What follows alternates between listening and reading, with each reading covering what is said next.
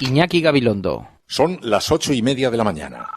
Las 7:30 en la Casa Museo de José Saramago, en Tías, Lanzarote. Buenos días, mundo. ¿Quieres un café?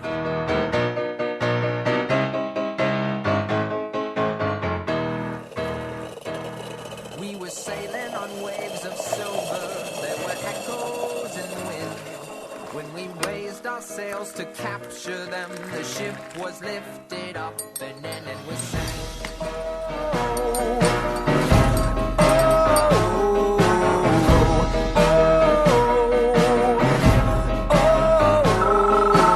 La cafetera de radiocable.com. Dirige Fernando Berlín. They play silver melodies and the kings and queens all write their dreams on silver pages we would read and we sing. Yo he leído una portada hoy del Mundo que habla de una campaña sin piedad contra Ciudadanos. Ojalá Rajoy no hubiera tenido piedad con la corrupción, ojalá no hubiera tenido piedad contra la precariedad laboral o no hubiera tenido piedad contra los de la amnistía fiscal. El problema es que, insisto, nosotros podemos no tener piedad contra todo eso y tender puentes y dialogar con los principales partidos con los que el 27J nos vamos a tener que entender de una manera u otra. Es decir, España necesita gobierno sí o sí, necesita mayorías y acuerdos y Ciudadanos va a ser el catalizador de esas reformas que tienen que llegar al país. El PP no va a cambiar ni una coma de lo que ha hecho en estos últimos años, ni el PSOE, si no es por nosotros. Así que cuanto más fuerza tengamos, más fàcil serà que hi ha canvi, però a la vez també que tengamos estabilitat. No només que ha viscut o pretén viure amb institucions alternatives a la família nuclear clàssica, sinó que a més hi ha moltes antropòlogues, psicòlogues, sociòlogues que han escrit, han investigat, han publicat. Per tant, potser sorprèn que per alguns sigui tanta sorpresa repensar, pensar o aprofundir en el debat sobre la institució familiar. En los papeles de Panamá, mi nombre y el de mi hermano es el de unos meros figurantes. Es decir, si los papeles de Panamá fueran una película, el nombre de mi hermano y el mío no aparecería, porque serían, no sé cómo se dice, figurantes, extras, sin palabra. Uno de los problemas es que la prensa española nos ha tratado como si fuera el absoluto protagonista. Y eso es lo que no es justo. Está claro de que la digitalización y también el empleo fijo, seguro, aquel que teníamos, que es un concepto del siglo XIX, en el XXI, habrá que ganárselo todos los días. Igual que las empresas, los productos, las tendencias, las modas, van a haber muchas sorpresas en el inmediato futuro. La digitalización transforma los negocios y, sin duda alguna, rebaja los costes. Quiere decir que va a incrementar la competitividad global. Da toda la información de una manera muy rápida, como nunca antes habíamos podido llegar a entender.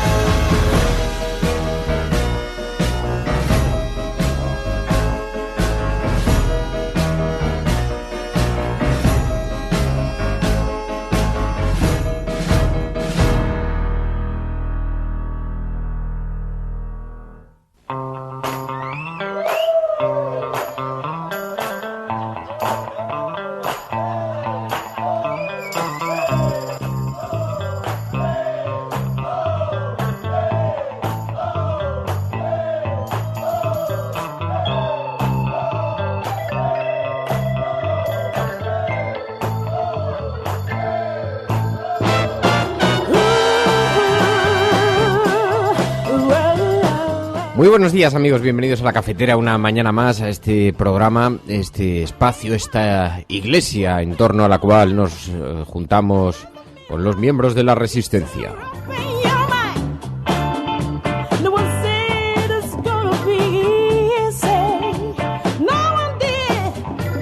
Os habla el reverendo Berlín hoy en una edición express. Lamentablemente tengo que salir zumbando y no vamos a poder hacer este programa en su extensión y su contenido general. Y una pena, porque hoy precisamente es el cumpleaños de María.es y teníamos que haberle dedicado un programa como merecen estas cosas, pero bueno, aquí como vivimos en una realidad paralela, pues tendremos que hacerlo mañana, pero en todo caso, como estará tranquilamente, vendrá un poquito más tarde y estará escuchándolo ahora desde casa, pues Mary, feliz cumpleaños de parte de los miembros de la Resistencia.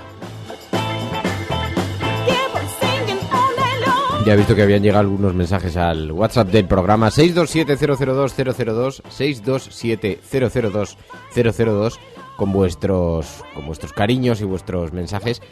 Bueno, un saludo muy especial a quienes se conectan a este programa desde diferentes lugares del mundo. Son nuestros expatriados, nuestros emigrantes, los miembros de la Resistencia, que sienten un vínculo con sus raíces, con su país a través de este programa, y nos gusta mucho escuchar algunos de los mensajes, aunque ya nos llegan mensajes de todo tipo. Y hay uno que nos está empezando a gustar especialmente también, que son los de aquellos ciudadanos, siendo de otros países, habiendo nacido en otros países, que no tienen vínculo además con España, pero que sienten que este programa les introduce en un espacio de diálogo, de conversación sobre la política, sobre lo que está ocurriendo en este mundo tan complejo, tan convulso, y de pronto se sienten partícipes y dentro de él, y nos encanta saber que hay gente repartida por todo el planeta que ya son miembros de la cafetera. Así que bienvenidos a todos ellos. Estás escuchando La Cafetera, si lo estás haciendo, eres la Resistencia, no estás sola.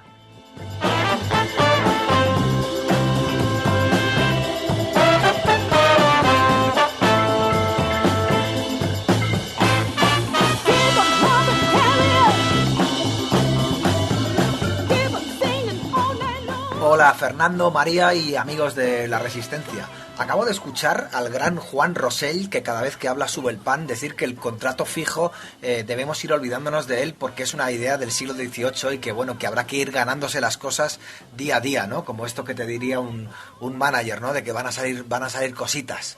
Me hace gracia muchas veces como se habla también del marxismo, del comunismo, que son movimientos que tienen que ver con la lucha de la clase obrera, pero también son movimientos que encierran mucha filosofía más que política. Y se habla de ello como si fueran ideas muy antiguas, ¿no? Muy arcaicas, cuando realmente el capitalismo tiene incluso un par de siglos más, ¿no? Ahí dejo eso. Y bueno, ahora mismo estoy haciendo un revuelto de verduritas con huevo y bueno, como sé que te gustan estas cosas al parecer, pues te lo digo también.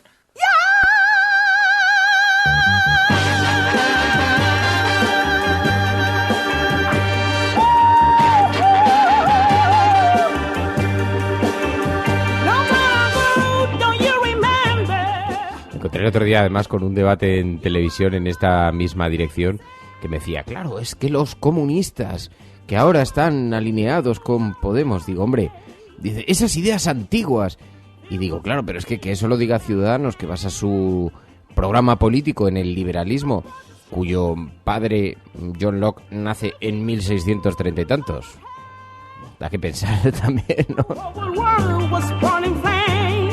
Pero vamos, una cosa es la retórica, la propaganda, y otra muy diferente las ideas, porque es verdad, como nos decías, Daniel, que habías visto estas palabras de Rosell, el presidente de la COE, Juan Rosell, sabéis que dijo el lunes que el trabajo fijo y seguro es un concepto del siglo XIX, porque en el futuro habrá que ganárselo todos los días. Estas palabras han desatado toda una ola de indignación. Está claro de que la digitalización y también el empleo fijo, seguro, aquel que teníamos, que es un concepto del siglo XIX, en el XXI, habrá que ganárselo todos los días. Igual que las empresas, los productos, las tendencias, las modas, van a haber muchas sorpresas en el inmediato futuro. La digitalización transforma los negocios y, sin duda alguna, rebaja los costes. Quiere decir que va a incrementar la competitividad global. Da toda la información de una manera muy rápida, como nunca antes habíamos podido llegar a entender.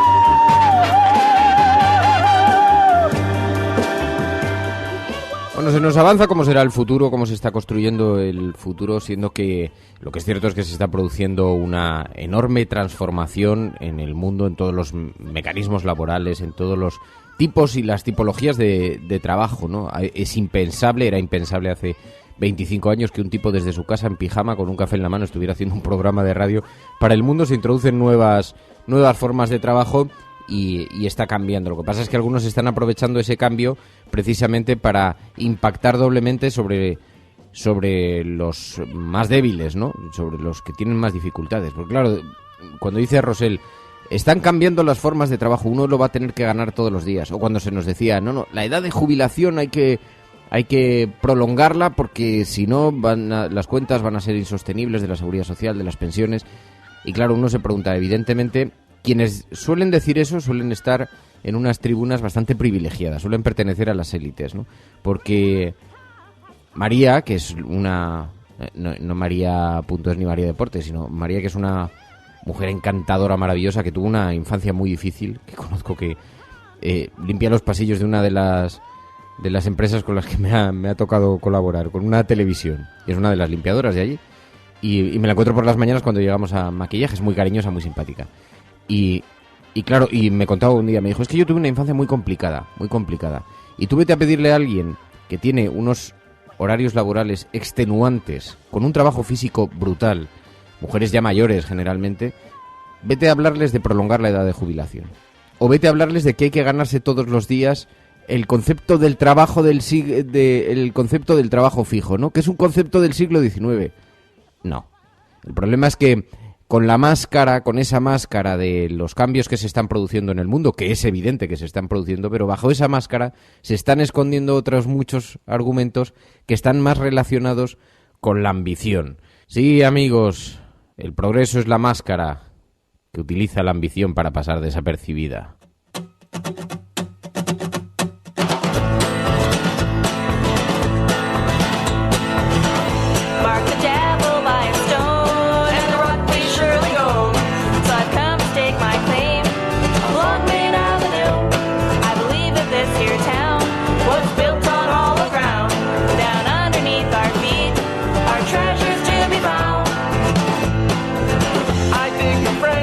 Ya lo veréis ahora, si no, porque vamos a hablar ahora en unos segundos con Eduardo Garrido, que es uno de los diseñadores de una camiseta. Hay un lío monumental montado en Madrid en torno a este tema, un lío monumental, porque resulta que es un tipo que tiene una tienda en Malasaña. He pasado algunas veces por esa tienda, es una tienda muy divertida de ropa, y entonces hacen sus propias líneas de ropa con valores republicanos, ¿no? Y entonces nos hemos encontrado, por ejemplo, en el escaparate. Yo veía cuando iba a llevar al pequeño Fer al cole, me encontraba en el escaparate con un uniforme de fútbol de una hipotética selección nacional republicana, por ejemplo, ¿no? Bueno, pues resulta que el Real Madrid ha acusado al creador de o a uno de los diseñadores de esta tienda, por haber creado una camiseta del Madrid republicano, un hipotético equipo de fútbol, y les han acusado por violación de la propiedad industrial. Es un delito castigado hasta con 4 años de cárcel. 4 años de cárcel. Por una equipación, por una camiseta que se vendieron unas poquitas, un puñado de camisetas a través de una web, y había una caja allí en la tienda que tenía 60 camisetas. Bueno, pues hay todo un lío montado. El Real Madrid lleva, no sé si son 4 años persiguiendo esta historia, o varios años persiguiendo esta historia, y el caso es que vamos a hablar con él para que nos cuente exactamente qué es lo que ha ocurrido, en qué consiste, pero es a esto a lo que me refería con lo de estos cambios tan formidables que está viviendo y las dificultades tan gigantescas que tiene un mundo que observa de manera antigua todos estos cambios que se producen en nuestra sociedad, ¿no? Hablaremos ahora con Eduardo Garrido, porque la historia de verdad no tiene desperdicio. Bueno, pero mientras tanto tenemos aquí algunos asuntos políticos de gran trascendencia. Bueno, os diría que tanta trascendencia que se han llegado a colocar en asuntos internacionales de muchísimo impacto. Resulta que ayer Nicolás Maduro, organizó una rueda de prensa, participó en una rueda de prensa global conectado con diversas embajadas del planeta, a través de Skype, de diferentes sistemas de videoconferencia, y Nicolás Maduro contestó a algunas preguntas de los periodistas que allí habían acudido, y fue una rueda de prensa muy larga, y se refirió varias veces a España. Esto lo que ha conseguido es que termine en la portada estoy viendo el ABC, el periódico El País, el periódico El Mundo, 3 medios de comunicación, por cierto, a los que citó en una queja muy dura contra la actuación de los medios españoles en todo lo que está relacionado con Venezuela. No solamente él. Ayer había diversos medios de comunicación latinoamericanos que se referían a la campaña que se está lanzando desde los medios conservadores españoles contra Venezuela. Lo decía así, por ejemplo, Telesur. Comenzamos justo al medio. La prensa española una vez más arremete contra el gobierno bolivariano de Venezuela y contra su presidente Nicolás Maduro. Con titulares y primeras páginas, la prensa internacional aliada a sectores de la derecha impulsa una intervención extranjera en la democracia venezolana. Veamos. Y el propio Nicolás Maduro, en esa rueda de prensa, exhibió una portada del periódico ABC como muestra, también culpó al eje Bogotá, Madrid, Miami, Estados Unidos, de ser el eje impulsor de una campaña de desprestigio que tiene como objeto desplazar al gobierno de Nicolás Maduro. Llegó a decir con muchísima dureza y, como digo, exhibió también una portada del periódico ABC y dijo que se estaba fraguando un golpe lento, sostenido contra el gobierno, contra su gobierno. Nos llegaban de Bogotá, Madrid, Miami, lo que ha sido la campaña en los primeros 4 meses de este año, los temas. Aquí está cambio de gobierno, crisis económica, inseguridad, violencia, presos políticos. 1.315 notas, desde páginas enteras hasta 1.315. No hay un país, no hay un tema de ese propio país o de esa ciudad que haya meritado más notas, más información, más atención que Venezuela. ¿Es eso normal? Dice el periódico ABC en su portada que aprovecha esta cita que les hizo como digo, en esa rueda de prensa Nicolás Maduro, y lo llevan a su portada de nuevo. Dice: Maduro carga contra España en plena visita de Zapatero, cita al ABC como parte de una campaña internacional contra Venezuela, mientras la oposición llama a tomar hoy las calles. Dice el periódico ABC, una noticia que nos encontramos también en la portada del periódico El País. Maduro sostiene que hay una campaña brutal contra él desde España, dice el periódico El País, y también el periódico El Mundo, con una fotografía de Nicolás Maduro sosteniendo uno de los ejemplares del periódico. Dice: Maduro acusa a la prensa española de preparar una invasión. Dice también, el presidente venezolano señala al corresponsal de El Mundo en un acto en el Palacio de Miraflores, y sale ahí también enarbolando, exhibiendo una página del periódico El Mundo. Bueno, ayer sucedió una cosa. Ayer estábamos en Al Rojo Vivo y precisamente es verdad que la situación en Venezuela es altamente volátil en este momento. El expresidente del gobierno, José Luis Rodríguez Zapatero, se encuentra allí como mediador. En algunos medios de comunicación le están acusando de favorecer a los intereses de Nicolás Maduro porque se encuentra como mediador, pero por la parte del gobierno, o próximo a la parte del gobierno, porque no es por la parte del gobierno, porque son organismos internacionales los que solicitaron su presencia. Pero el caso es que, estando allí, pues ya han aprovechado para zurrar a Zapatero, a todo lo que os imagináis, la fiesta nacional española, ¿no? Y entonces este tema salió en Al Rojo Vivo. Estábamos allí debatiendo y salió el tema, Ferreras lo expuso, y entonces le dije, oye, me gustaría hacer un comentario sobre este asunto porque me resulta verdaderamente chocante la forma tan segmentada en la que la prensa española, en efecto, independientemente de lo que tenga que decir o no Maduro, pero la prensa española trata el asunto de Venezuela. A mí me resulta muy chocante, porque Venezuela lleva siendo un país profundamente conflictivo desde hace muchos años. Y recordé el Caracazo. El Caracazo fue una serie de protestas violentas en las calles de Caracas que se libró con decenas de muertos en las calles, que se produjo en el año 89. Y entonces yo hice este comentario y dije, quiero decir que es que incluso era pre-Chávez.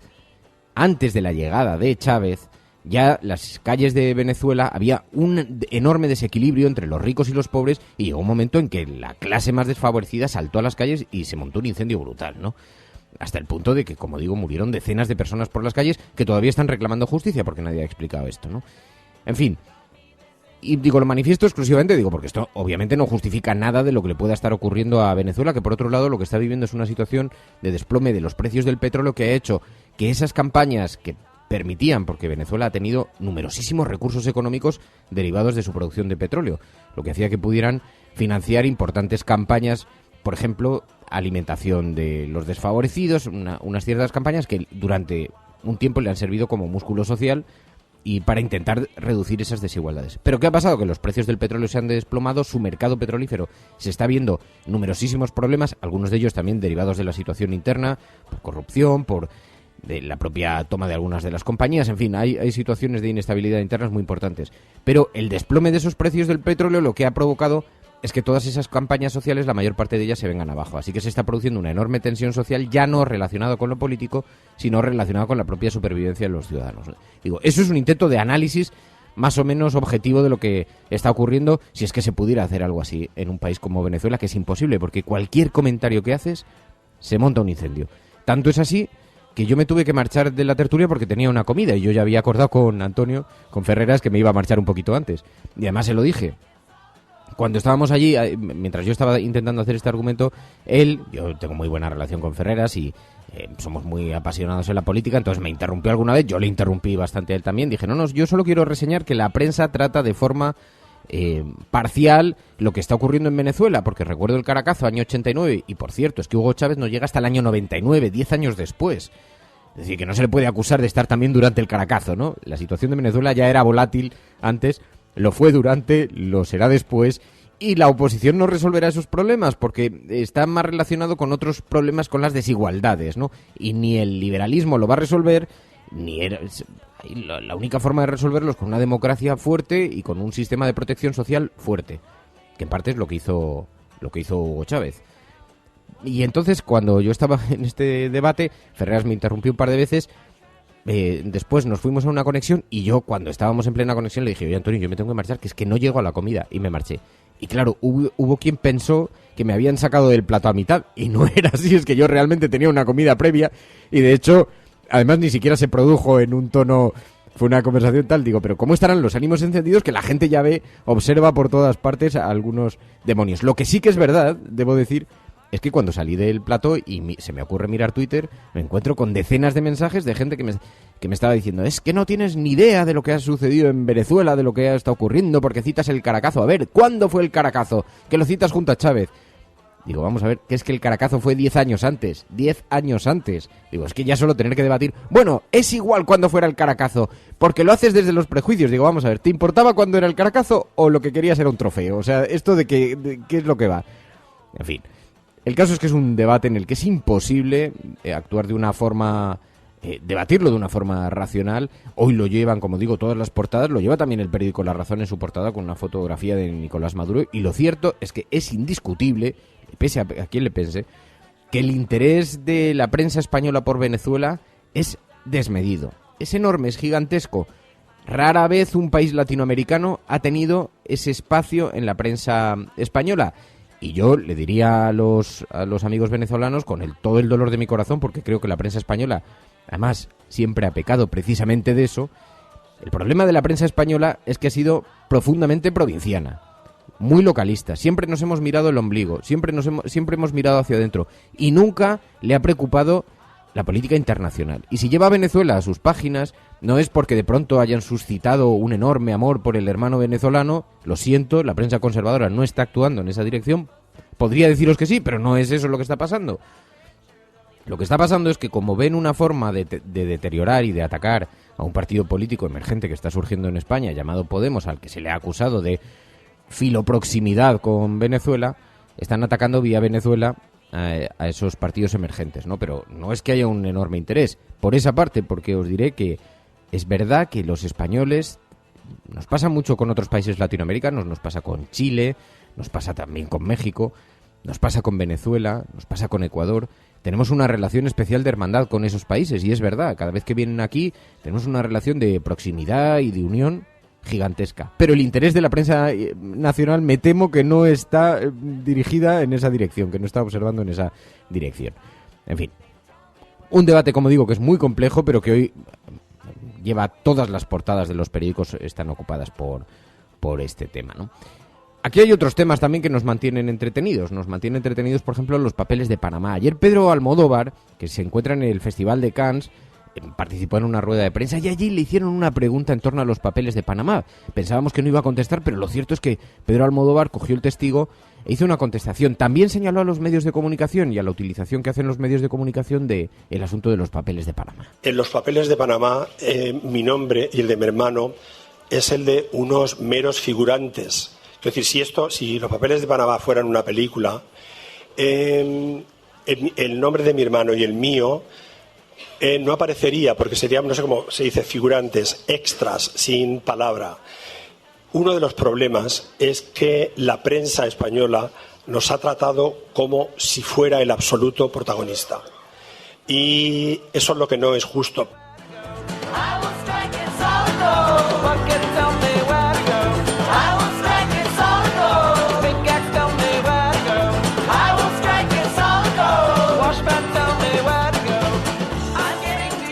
Bueno, y el caso es que Pedro Almodóvar hizo estas declaraciones ayer en el Festival de Cannes, y luego hay otros asuntos que también se encuentran en el epicentro de los comentarios de los chascarrillos de la vida política española, que son muy interesantes. Ana Gabriel, de la CUP, sabéis que hizo un comentario hace unos días, tuvimos la oportunidad de comentarlo aquí, fue un momento hit del programa. Una cosa que me sorprendió muchísimo de lo que ocurrió aquí es que nunca antes el teléfono se había colapsado de mensajes como el día que hablamos de lo de criar a los hijos en comunidad, y ya derivamos un poquito hacia el poliamor y las relaciones triangulares, y de pronto, yo que lo hice como un comentario chascarrillo, aquí surgió un gigantesco debate y todo el mundo emocionado con ese tema, y dejamos pospuesto el asunto para poder debatirlo un día con tranquilidad.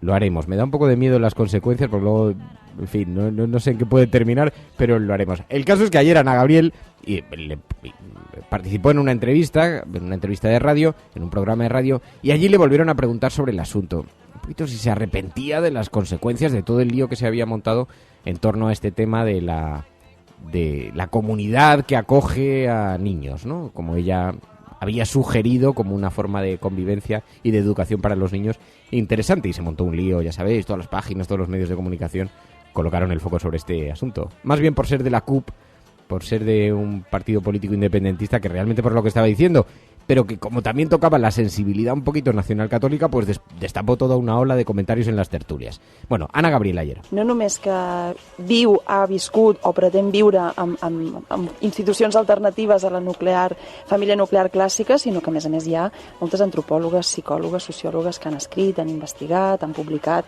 Per tant, potser sorprèn que per alguns sigui tanta sorpresa repensar, pensar o aprofundir en el debat sobre la institució familiar.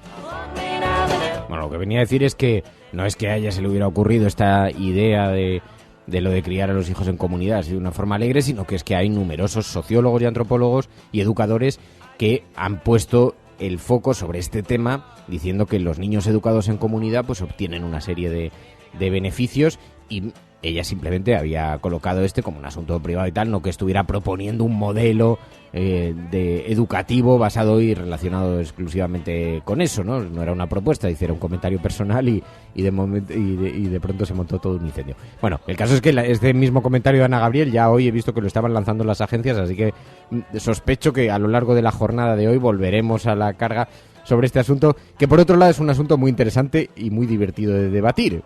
Ya lo haremos aquí en el programa, ya lo haremos, pero para ese día tiene que estar aquí María.es, porque si no, aunque luego María Deportes me dejará durmiendo en el sofá por hacer comentarios de estos. Pero bueno, ya tendréis oportunidad. Luego vi algunos mensajes de WhatsApp que decíais, oye, este es un tema muy interesante que tenemos que abordar. Digo, ya. Sobre todo el del poliamor, que ya me veo yo por dónde vais.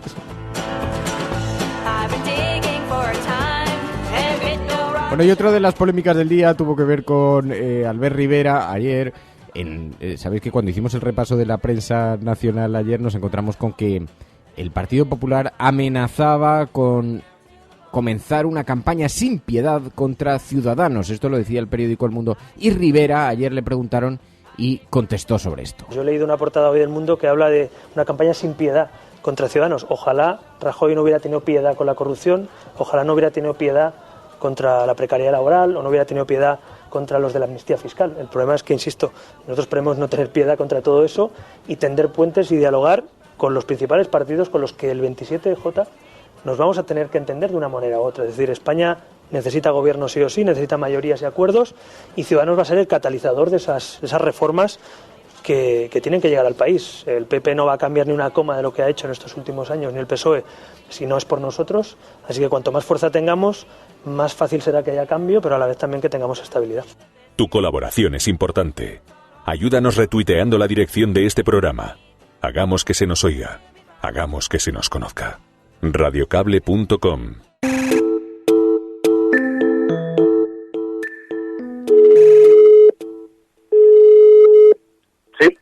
Eduardo. Sí, soy yo. Radiocable.com. Ayer nos sorprendió una noticia que ha tenido muchísima repercusión en la red sobre una camiseta que se vendía en una tienda por internet con un hipotético Real Madrid republicano, un hipotético equipo de Madrid republicano, pero cuyos autores han sido denunciados por el Real Madrid por un delito que está castigado incluso con 4 años de cárcel. Eduardo Garrido, muy buenos días. Hola, ¿qué tal? Buenos días. ¿Hicisteis vosotros el diseño? Sí, nosotros hicimos el diseño de este equipo ficticio de Madrid y valores republicanos. ¿Y en qué consiste? Descríbenoslo, porque hemos visto que ha tenido una gigantesca repercusión y tiene unos colores específicos de la bandera republicana. ¿Cómo es el diseño? Pues la camiseta es una camiseta básicamente blanca y tiene un cuello, mangas y algún detallito en morado.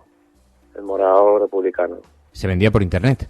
Sí, teníamos una página web porque, bueno, en realidad cuando aparecieron los agentes a intervenirlo llevábamos muy poquito tiempo con la camiseta en marcha, entonces no teníamos tampoco muy claro cuál iba a ser su fin.